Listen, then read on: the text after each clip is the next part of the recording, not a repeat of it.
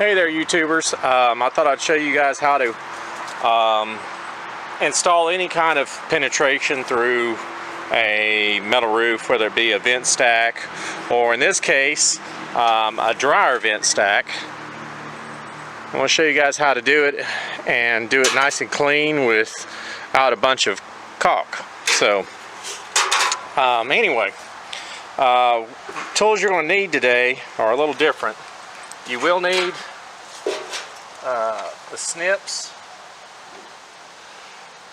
which, just for one, these are WIS M400.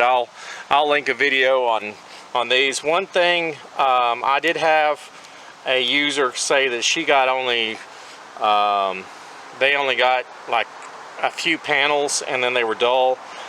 I got to looking at it and I thought about it. I was like, well, they probably didn't tighten this nut. This nut on this back side tends to get loose, and if it's loose, these will not cut butter.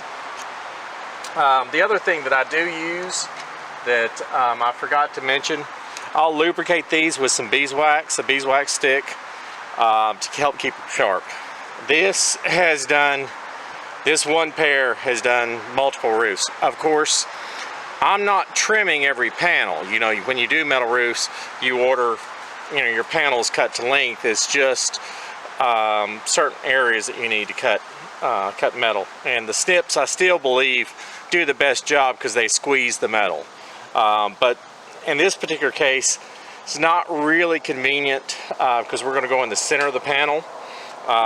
So you could do it with these, but it's just a lot easier to use this guy, which is a cordless grinder with a diamond metal cut. This is designed for cutting metal, but it is a diamond abrasive blade. I like it better than a standard abrasive blade.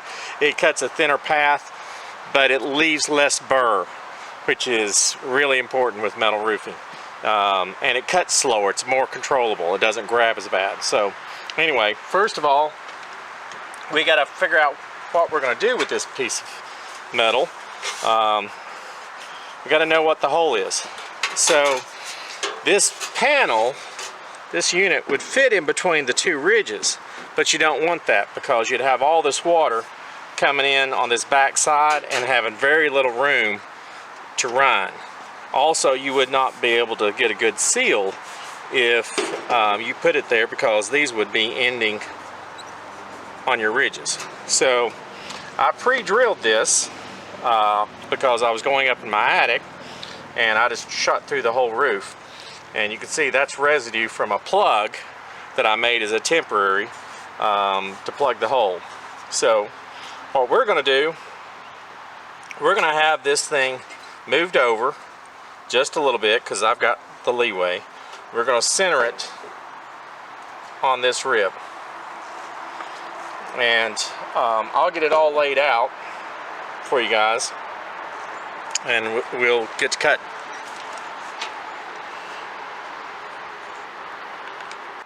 Alright, and we're back. Let me zoom in a little bit on this. So you guys should be able to see sorry, tripod's locked in a little too tight.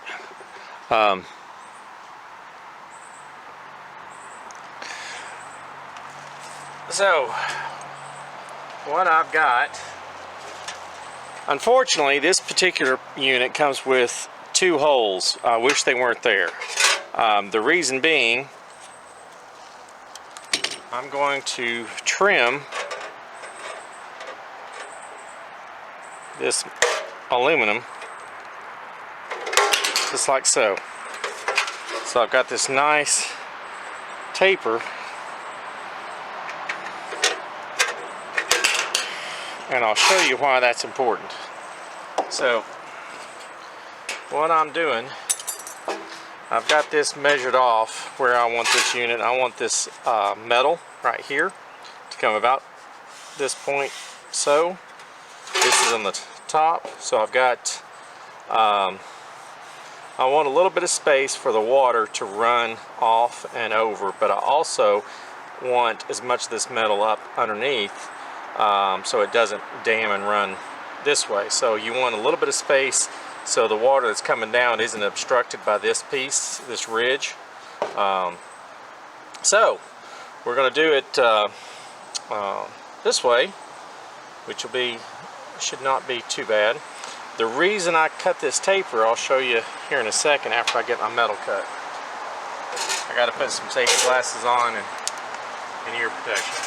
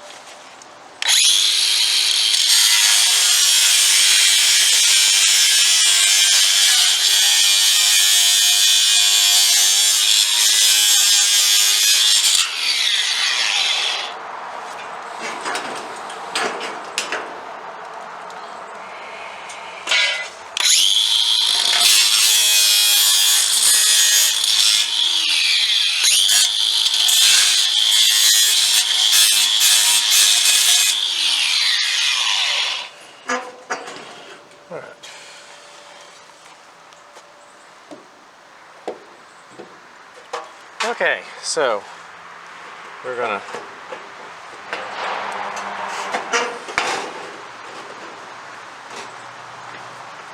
test this thing out.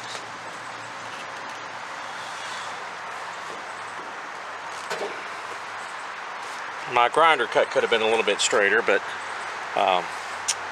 you know.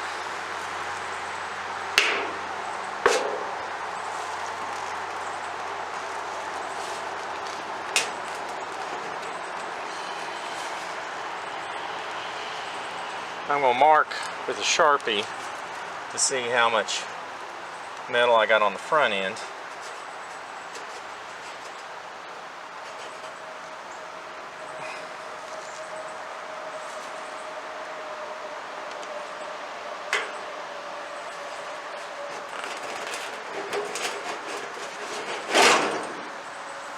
So I'm about halfway. I think I want it just a hair more, which is easily adjusted with just widening your slot.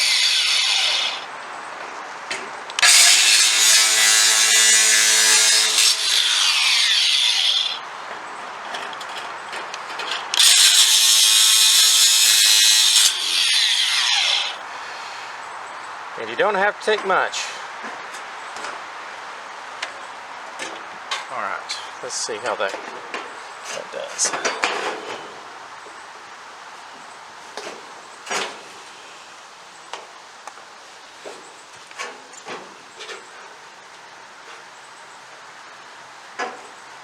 Okay.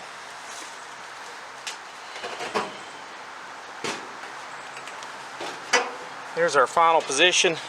I got about 3/4 of an inch, which is fine. It's going to be a nice clean look on, let me see if I can, on the back side, let's see if I can reposition the camera so you guys can see the back side.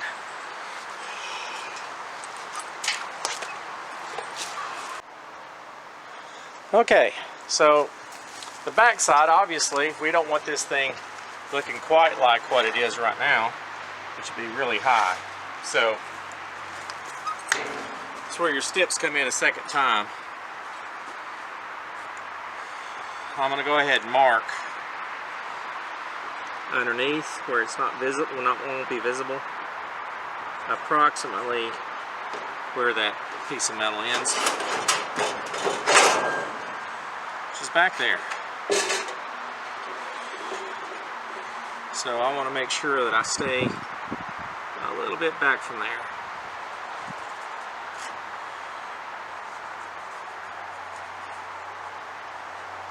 And what I'm doing is I'm drawing where I'm going to cut the metal. Now I can cut the metal with snips, I can cut the metal with, I'll cut it with snips if I can get to it. Which I can.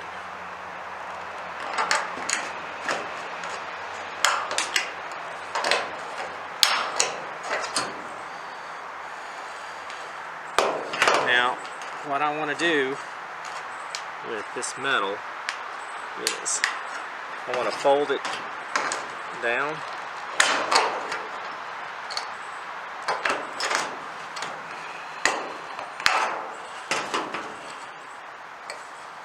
So, taking my, you can fold it in or out or over the metal. Objective, I'm going to go on the inside.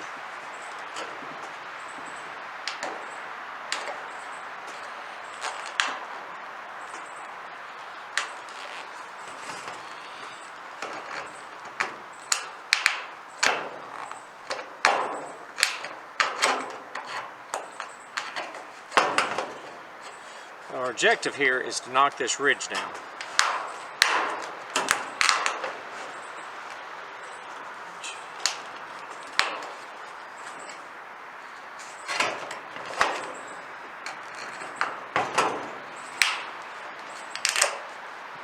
There we go. So that's what you want right there.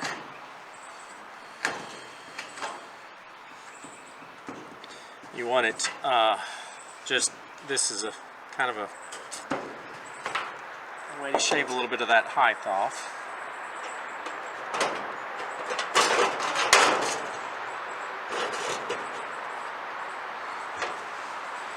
And then our metal comes here.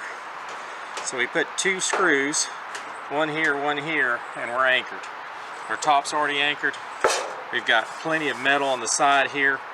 Now, blowing rain, you've got this little gap right here. You got 2 options. One, you can cut the metal and right here and fold this up a little bit, but I don't really like that because you're making a slit further down. So what I prefer to do is use some of this silicone for metal and just put a bead along this, from this outside edge right here over, and that will give it a good seal. Just to prevent water. You just put it up, just put a heavy bead on it, and part of it will get flattened. There may be an air gap, but all you're trying to really do is stop any kind of blowing rain it's not really much of an issue because unlike a ridge cap, you know, the air should not have much of a way to escape. This should be kind of trapped in this area. So I should warn you, if you're using galvanized, the galvanized only metal, do not use just silicone. You have to use silicone for metal. The reason being, there is an acid in regular silicone that will eat up galvanized. So make sure you get the stuff designed for metal.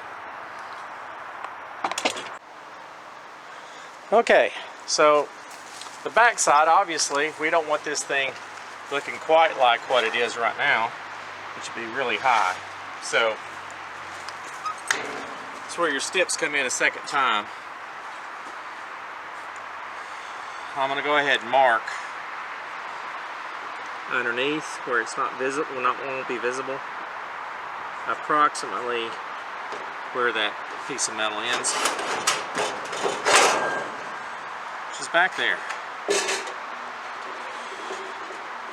So I want to make sure that I stay a little bit back from there.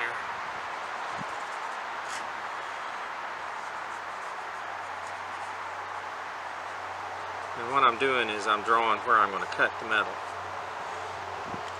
Now I could cut the metal with snips, I can cut the metal with... I'll cut it with snips if I can get to it. Which I can.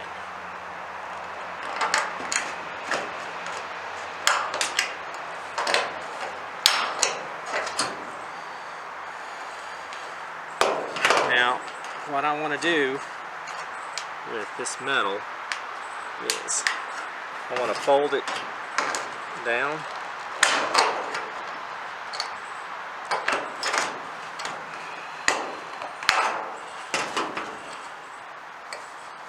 So taking my,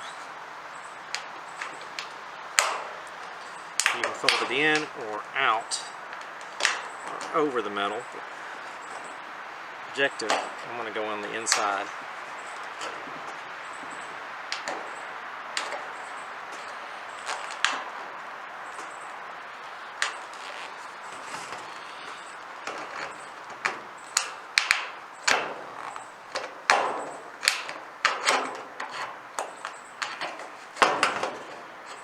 Our objective here is to knock this ridge down.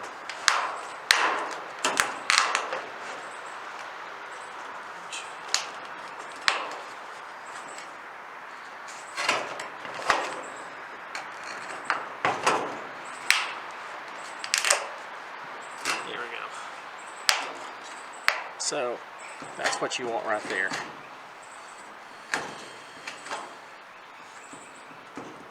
You want it just, this is a kind of a way to shave a little bit of that height off.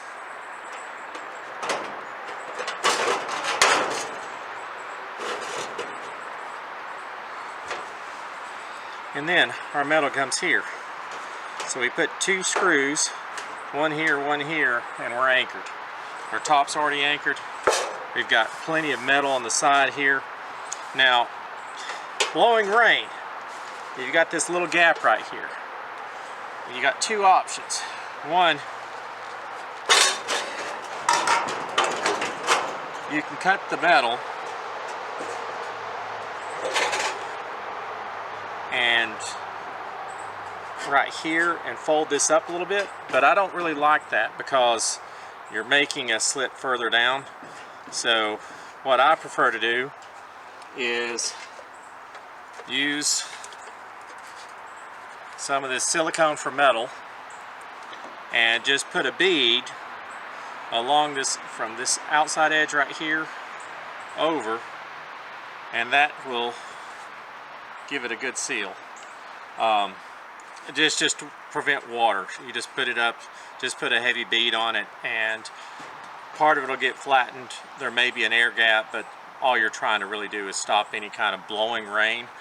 It's not really much of an issue because unlike a ridge cap, you know, the air should not have much of a way to escape. This should be kind of trapped in this area. So I should warn you, If you're using galvanized, the galvanized only metal, do not use just silicone. You have to use silicone for metal. The reason being, there is an acid in regular silicone that will eat up galvanized. So make sure you get the stuff designed for metal. All right, I guess we're ready to, and you can attach this. Oh, the other important thing to do before you install this thing, it's a good idea. I like to go ahead, if I've got the room in the hole to install this stuff, this tubing. This stuff's a nightmare with in a hot attic. So go ahead and get your tube set, get this connection. I use 4-inch worm drive clamps because I don't want the tape failing over time, and the worm drive will take care of business. So anyway, I'll show you more when it's finished on the roof, as well as I'll show you how to do other connections. All right, there she is, dry fitted.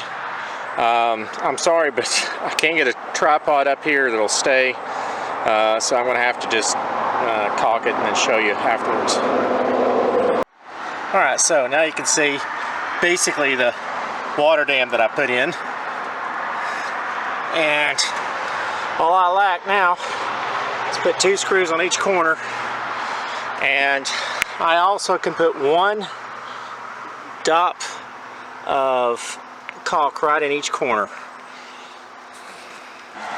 Okay folks, there's the finished product. Nice and clean. Caulk up in the corners, like I said, I do that just for peace of mind. It really shouldn't leak, but better to have 2 tiny spots than a problem. If you are using a different color other than gray, I recommend you get some clear silicone for metal, or another alternative you can use is caulk tape. Over here we've got a standard boot, and the way this one is installed, these underneath this metal tab are little rubber channels. Excuse me. I always put a bead of caulk on the inside of that, and then put as many screws as I need for this to conform to the contour of the roof.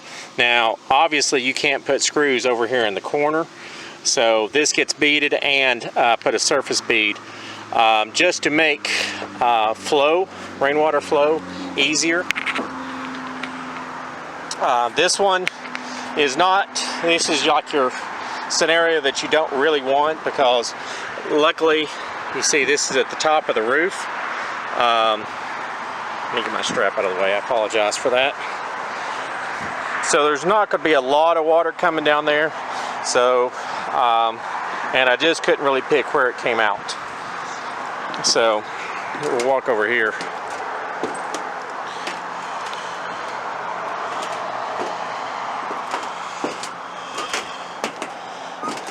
Another stitch boot, another standard boot going over the rib, and installation the exact same.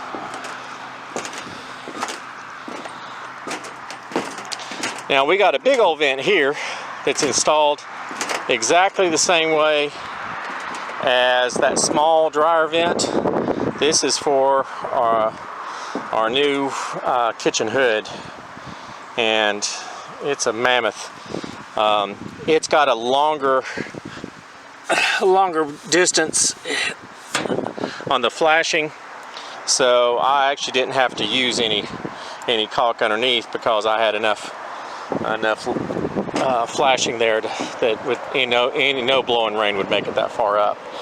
And then finally we have a retrofit, or what we always called a stitch boot, which goes around your pipe, and we always put the stitch on the back side or the downhill side, and it's pretty much installed the exact same way all the others are. The only difference is you tab it around, and then there's a zip tie that goes around. You cinch it up, and because I've got a ground line coming through my mast, I went ahead and put sealer around the inside of that boot just to help prevent leaking. So anyway, this is my new roof, which is almost done. And I guess while I'm here, I'll show you. So this is kind of a cool trick. This part of the roof is done on standard decking with you can see the sheathing. But this old part of the roof that I'm putting in, instead of doing all this tear off, I'm doing kind of a cool trick, which is to leave the shingle on, but to purl it out. The reason I'm doing that is the shingle actually becomes an insulator and will prevent your attic from getting as hot. So this side will actually transmit less heat than this side will with the standard decking. Now, this is only a retrofit thing, but it saves putting all this shingle into the landfill. And yeah, it's labor putting all these purling strips up. There's no doubt about that. But so is tearing all the crap off the roof. So anyway, I hope you guys find this video informative. If you got any questions, let me know. Hopefully this is the last roof I'll wind up doing. I'm getting too old for this crap. So anyway, have a great day. Like and subscribe.